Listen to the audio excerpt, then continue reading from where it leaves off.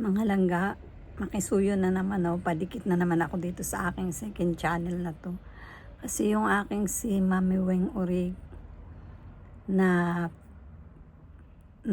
frozen, pinrozen ni Lolo kasi nga bumagsak ako sa identity verification. Ang kulit ko kasi nga ang valid document ko lang ay passport. Kaya pinagpilitan ko talaga, in-upload ko sa kanya ng paulit-ulit.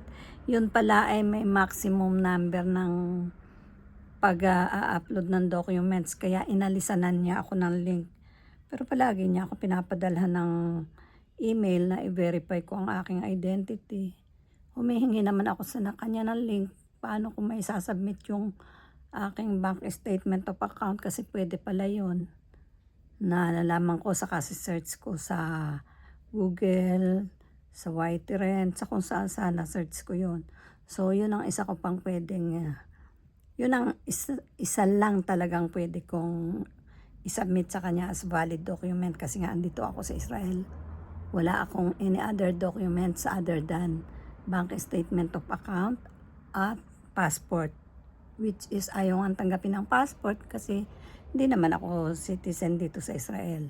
So pasuyo na, padikit na. Anyway, hindi naman ako nagmamadali dito sa channel na to.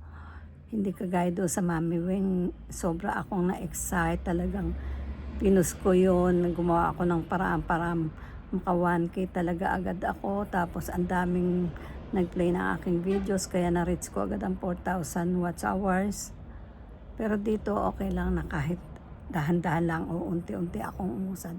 Magiging masaya na ako kaya sana huwag kayong magsawang suportahan ulit si Mami Weng. Kaya ang ginawa ko ng name nito ay Mami Sapta Weng kasi yung Pretty Sapta hindi alam ng iba na si Mami Weng din yun.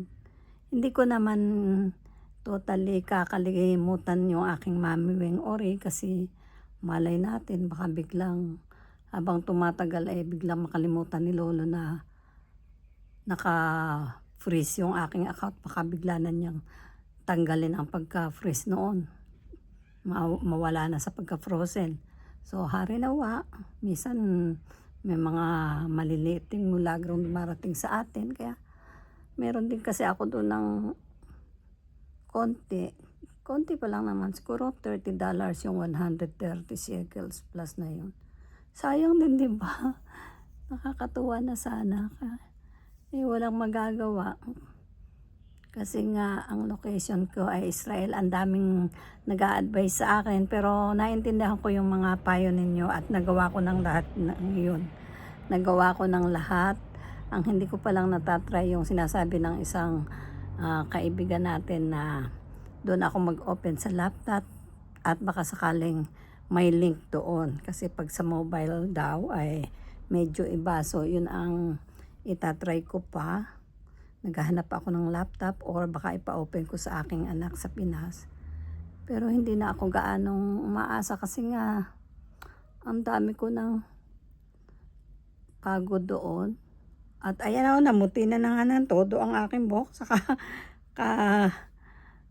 kapupus ko doon sa Mami Weng. Kaya sabi ko siguro talagang doon na muna siya. Frozen muna siya.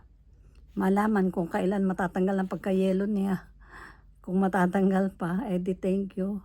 Pero pansamantala, ito na muna ang aking ipopost itong aking Mami Sapta Weng. Thank you. Bye-bye.